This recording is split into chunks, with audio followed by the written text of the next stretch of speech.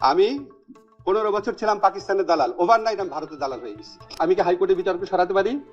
হাইকোর্টের বিচারক জামিন দিলে আমি কি হাইকোর্টের বিচারক ব্যবস্থা নিতে পারি? ভাই একটু সাউন্ড করে বলেন, পারি? পারি। তাহলে হাইকোর্টের বিচারক যদি জামিন দেয়, হাইকোর্টের বিচারক যদি অন্যায়মূলক ভাবে জামিন দেয়, সেটা হাইকোর্টের বিচারকের দোষ। আর হাইকোর্টের বিচারকের নিয়ন্ত্রণকারী হচ্ছে প্রধান বিচারপতি। তাহলে প্রধান বিচারপতি প্রশ্ন করবেন। আমাদের অন্তত 3-4 জন উপদেষ্টা বিভিন্ন সময় পদত্যাগ করতে চেয়েছে। আমরা যখন প্রত্যাশা করি, আমাদের এই বিপ্লব পরবর্তী সময় প্রত্যাশা ম্যানেজমেন্ট একটা বিশাল ব্যাপার হয়ে দাঁড়াইছে। আমি একটু ছোট্ট করে আপনাদের ঘটনা বলি।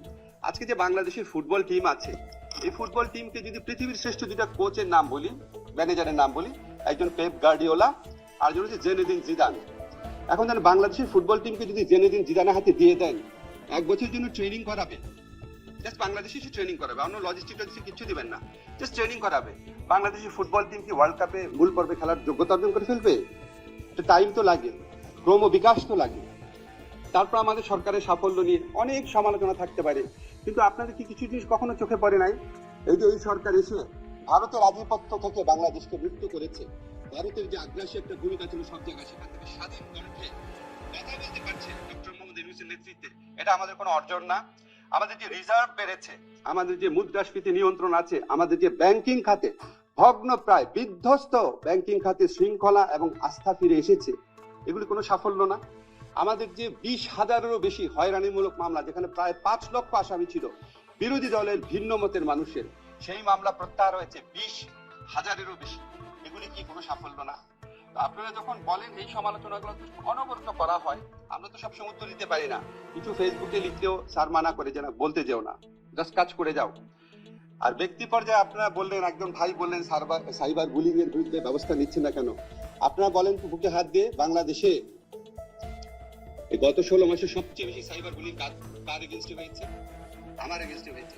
চ্যালেঞ্জ করে বললাম আপনাকে, আমার এগেইনস্টে হয়েছে।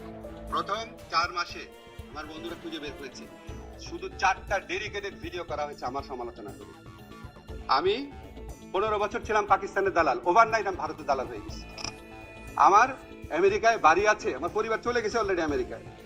প্রকাশ্যে চ্যালেঞ্জ করে বলেছি আজকের থেকে 6 মাস আগে, একটা মানুষ আমেরিকায় বাড়ি থাকলে এটা ঠিকানা খুঁজে বের করা সম্ভব, আমেরিকাতে বাড়ি থাকলে অবশ্যই বের করা সম্ভব এটা কার বাসা। ওপেন চ্যালেঞ্জ করেছি সমস্ত বাংলাদেশ, পৃথিবীতে যত বাঙালি সাংবাদিক ইউটিউবার আছে সবাইকে, খুঁজে বের করতে পারে নাই। তো যেই মিথ্যুক, যে বদমাইশ বা যেই বদমাইশরা এগুলি প্রচার করেছে, তাদের এগেইনস্টে কেউ কিছু বলেছেন? এর চেয়ে বড় সাইবার বুলিং হয়? একটা মানুষ যার জীবনে সততা সবচেয়ে বড় অহংকার, তার বিরুদ্ধে এই ধরনের ক্যাম্পেইন করা। তারপরে আরেকটা স্পেসিফিক এক্সাম্পল দিই, যখন সমালোচনা কোন জায়গায় যায়। আমার পাশে বাংলাদেশের একজন স্বনামধন্য আইনজীবী আছেন, যদি আমি ভুল করে থাকি আরেকজন স্বনামধন্য আইনজীবী আছেন, ভাই বলেন, আমরা ভুল করে থাকলে বলেন, আপনিও আছেন, আমরা বলেন। বাংলাদেশে যত জামিন হয়েছে জুলাই ঘটনাতে গ্রেফতারকৃত যারা, তাদের মধ্যে কিছু কিছু জামিন অবশ্যই মানুষ পেতে পারে, কিন্তু কিছু কিছু ক্ষেত্রে আওয়ামী লীগের সন্ত্রাসী কর্মকাণ্ড করতে পারে, এই ধরনের লোকরা জামিন পেয়েছে। এই জামিনের 90% হয়েছে হাইকোর্ট থেকে। হাইকোর্টে যে জামিন দেয়, জামিনটা দেয় হাইকোর্টের একজন বিচারক। জামিন দেওয়ার ক্ষেত্রে যদি কোনো ভুল থাকে, সেটা বিচারকের দোষ। বিচারকদের অনেকেই আওয়ামী লীগ ফ্যাসিস্ট আমলে নিয়োগ পাওয়া, তাদেরকে সরানোর দায়িত্ব ছিল প্রধান বিচারপতির অধীনে সুপ্রিম জুডিশিয়াল কাউন্সিলের। এখানে আইন মন্ত্রণালয় কিছু করতে পারে? সারা এখানে কিছু করতে পারে ভাই আইন মন্ত্রণালয়? আমি কি হাইকোর্টের বিচারককে সরাতে পারি? হাইকোর্টের বিচারক জামিন দিলে আমি কি হাইকোর্টের বিচারক ব্যবস্থা নিতে পারি? ভাই একটু সাউন্ড করে বলেন, পারি? পারি। তাহলে হাইকোর্টের বিচারক যদি জামিন দেয়, হাইকোর্টের বিচারক যদি অন্যায়মূলক ভাবে জামিন দেয়, সেটা হাইকোর্টের বিচারকের দোষ।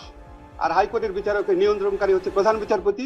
তাহলে প্রধান বিচারপতি প্রশ্ন করবেন, ঠিক কিনা বলেন আপনারা? আমি ভুল বলছি?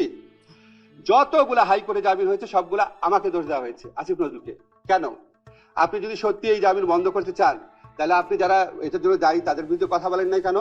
আওয়ামী লীগের ফ্যাসিস্ট আমলেও তো আপনারা সিনহা, শামসুদ্দিন মানিক, খায়রুল হকের বিরুদ্ধে আমরা কথা বলেছিলাম। তখন বলা গেছে, তখন কি তত্ত্বাবধায়ক সরকার রায় বাতিল হইল কেন? খায়রুল হককে দোষ দিয়েছিলেন নাকি আইনমন্ত্রীকে দোষ দিয়েছিলেন? শামসুদ্দিন মানিকের উদ্ভট কর্মকাণ্ডের জন্য কি শামসুদ্দিন মানিককে দোষ দিয়েছিলেন নাকি আইনমন্ত্রীকে দোষ দিয়েছিলেন? তো এখন কেন আইনমন্ত্রীকে দোষ দেন? যে আইনমন্ত্রী কোনো সম্পর্কই নেই এটার সাথে, কিছু করারও নাই, তাহলে এটা কেন দেন? আমি অনেক চিন্তা করছি, দুইটা কারণে দেয়। একটা হচ্ছে ভিউ ভালো হয় না, ব্যবসাটা ভালো হয়, মনিটাইজেশন হয়, আসিফ নজরুল একটা গালি দিলে একটু টাকা আসে, এটা একটা। আরেকটা হচ্ছে এখানে বিশেষ একটা রাজনৈতিক এজেন্ডা আছে। আসিফ নজরুলকে দুর্বল করলে বিশেষ রাজনৈতিক এজেন্ডা বাস্তবায়ন সহজ হয়। এই দুইটা ছাড়া আমি কোনো কারণ দেখি না। যারা অন্যায় জামিনের বিরুদ্ধে কথা বলতে চান, সত্যি যদি আপনারা চাইতেন, সত্যি যদি আপনাদের নিয়ত ভালো হতো, তাহলে জামিন যে বিচারকরা দেয় আর ওই বিচারকদের যিনি নিয়ন্ত্রণ করেন তাদের জিনিসটা আপনাদের বলা উচিত ছিল, তো বলেন নাই। এটা হচ্ছে উদাহরণ দিলাম ব্যক্তি পর্যায়ে আক্রমণ কোন জায়গায় গেছে। আপনি বলেন, একজন বলে গেলেন যে আমরা কেন পদত্যাগ করি না, পরে জানবেন আমাদের অন্তত ৩-৪ জন উপদেষ্টা বিভিন্ন সময় পদত্যাগ করতে চেয়েছে। এই অন্যায় আক্রমণ, অন্যায় সমালোচনা, সারাক্ষণ গালাগালি, অশ্লীল অশ্রাব্য গালাগালি, প্রাণ নাশের আশঙ্কা, মানে প্রাণ নাশের হুমকি, অবর্ণনীয় জীবন, এই জীবন কে উপভোগ করে? আমাদের প্রধান উপদেষ্টা বলেছেন এটা একটা টিম, একজন পদত্যাগ হলে আরেকজন মনোবল নষ্ট হবে, আরো দাবি আসবে, আমরা কোনো কাজ করতে পারবো না, কাজ করে যাও, তো কাজ করে যাচ্ছি। এখন যখন আমাদেরও বলার সময় আসবে সবকিছু জানবেন, বাংলাদেশে থাকবো, সমস্ত কিছুর উত্তর দিব, এবং আমার তো নিশ্চয়ই সততা এবং আত্মবিশ্বাস আছে, সবকিছু একসময় সবাই জানতে পারবেন।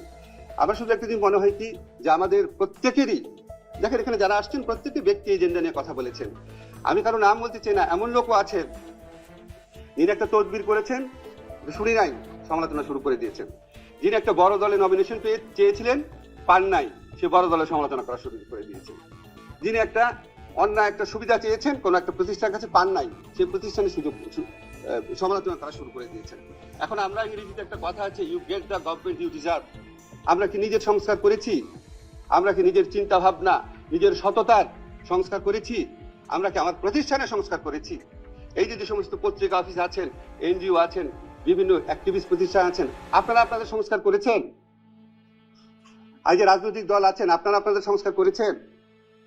তো সব কোনো কিছু করবে না, সবাই হচ্ছে কি আমি একা সবাইকে দোষ দিব, সবাই সবাইকে দোষ দিবে। নো, আমি তো বলছি আপনাদের আমাদের অনেক ব্যর্থতা আছে, অনেক ভুল আছে। প্রথমেই বলেছি 10টা জায়গায় অন্তত 4টা জায়গা ঠিক করেছি, 6টা জায়গা করতে পারিনি। 6টা জায়গা তো অবশ্যই বলবে, 4টা জায়গা অ্যাকনলেজ করে। আমরা যদি পরমত সহিষ্ণু না হই, আমরা যদি বিবেকবান না হই, আমরা যদি সৎ না হই, আমাদের নিয়তের মধ্যে যদি সততা না থাকে, তাহলে কোনোদিন আমরা জাতি হিসেবে অগ্রসর হতে পারবো না।